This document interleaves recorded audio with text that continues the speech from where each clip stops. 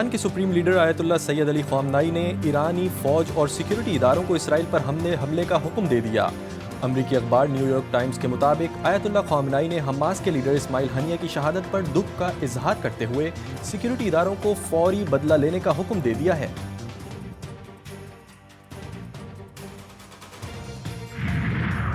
Hamas کے سیاسی wing کے سربراہ اسماعیل ہنیہ تہران میں اسرائیلی میزائل حملے میں شہید۔ اسماعیل ہنیہ کو تہران میں ان کی رہائش گاہ پر نشانہ بنایا گیا۔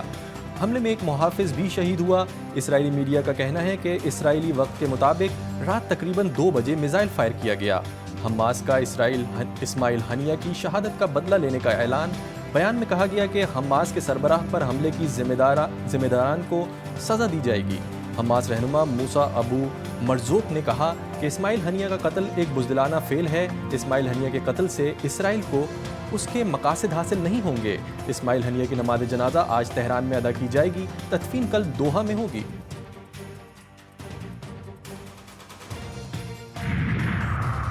اسماعیل ہنیہ کی شہادت پر شہید کے اہل خانہ کا بیان بھی سامنے آ گیا۔ شہید کی بہو ایناس ہنیہ نے سوشل میڈیا پر جاری ویڈیو پیغام میں کہا ان کے سسر شہداء کی فیملی سے تعلق رکھتے تھے اور اب خود بھی شہید ہو گئے۔ سب کو اسماعیل ہنیہ کی شہادت پر فخر ہے۔ صاحبزادہ عبدالسلام ہنیہ نے اپنے والد اسماعیل ہنیہ کے قتل کا ذمہ دار امریکہ اور اسرائیل کو قرار دے دیا۔ بولے ان کے والد نے وہ مقام حاصل کیا جس کی انہیں خواہش تھی۔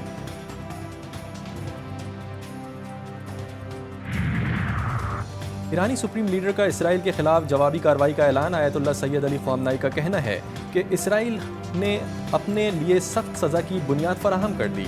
ایرانی صدر کا بھی اسماعیل ہنیہ پر حملے کا بدلہ لینے کا اعلان۔ مسعود پزشکیان بولے بزدلانہ حملے کا حساب دینا پڑے گا، حملہ آور اپنے بزدلانہ اقدام پر پچھتاوا کریں گے۔ ایران پاسداران انقلاب کا قاتلانہ حملے کی تحقیقات کے نتائج جلد سامنے لانے کا اعلان۔ ایرانی وزارت خارجہ نے کہا کہ اسماعیل ہنیہ کی شہادت سے ایران اور فلسطین کا تعلق مزید مضبوط ہوگا۔ اسرائیل دنیا کا سب سے بڑا دہشت گرد ہے جس کی مسلم دنیا اور خصوصاً ایران کے خلاف جرائم کی فہرست بہت طویل ہے۔ یہ ایران میں دہشت گردی کے بڑے نیٹ ورک کی سرپرستی کرتا ہے جو ایران کی ایٹمی تنصیبات اور ملک کی اہم شخصیات کے قتل کی سازشوں میں مسلسل مصروف ہے۔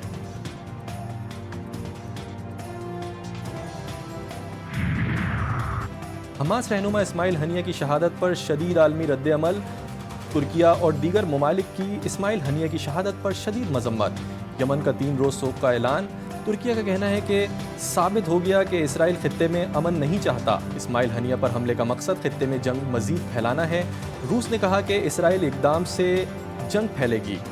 امریکہ کا بھی صورتحال پر تشویش کا اظہار۔ امریکی وزیر دفاع لائیڈ آسٹن کہتے ہیں کہ خطے میں کشیدگی مزید بڑھنے کا خطرہ ہے۔ فلسطینی صدر محمود عباس نے اپیل کی کہ فلسطینی متحد رہیں اور اسرائیل کے خلاف کھڑے رہیں۔ چین کا تصادم اور کشیدگی سے بچنے کے لیے غزہ میں فوری جنگ بندی پر زور۔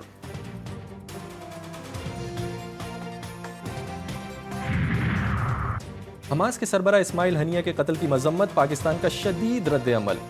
شہید اسماعیل ہنیہ کے خاندان اور فلسطینی عوام سے اظہار تعزیت۔ خطے میں بڑھتی ہوئی اسرائیلی مہم جوئی پر اظہار تشویش۔ ترجمان دفتر خارجہ کا کہنا ہے کہ اغراض و مقاصد سے قطع نظر پاکستان ہر قسم کی ماورائے عدالت اور غیر ملکی سرزمین پر دہشت گردی کی مذمت کرتا ہے۔ اسرائیل کے حالیہ اقدام کی بدولت پہلے سے عدم استحکام کے شکار خطے میں کشیدگی خطرناک ترین سطح پر پہنچ گئی ہے۔ حماس کے سربراہ اسماعیل ہنیہ کی شہادت پر سیاسی رہنماؤں کا رد عمل۔ JUI کے سربراہ مولانا فضل الرحمان کا گہرے دکھ اور افسوس کا اظہار۔ جمعے کو ملک بھر میں اسرائیلی جارحیت کے خلاف احتجاج کا اعلان۔ گورنر خیبر پختونخوا فیصل کریم کنڈی کی بھی اسماعیل ہنیہ کے قتل کی شدید مذمت۔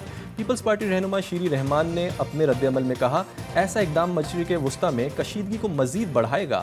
لیگی رہنما مشاہد حسین سید نے حملے کو ایرانی سیکیورٹی اور انٹیلیجنس اداروں کی بڑی ناکامی قرار دیا۔ اسماعیل ہنیہ کی شہادت پر MQM کا بھی شدید غم و غصے کا اظہار۔